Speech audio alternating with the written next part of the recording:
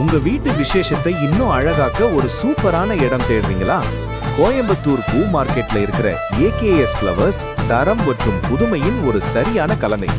இவங்க கிட்ட 20க்கும் மேற்பட்ட ஸ்பெஷல் மாலை வகைகள் இருக்கு.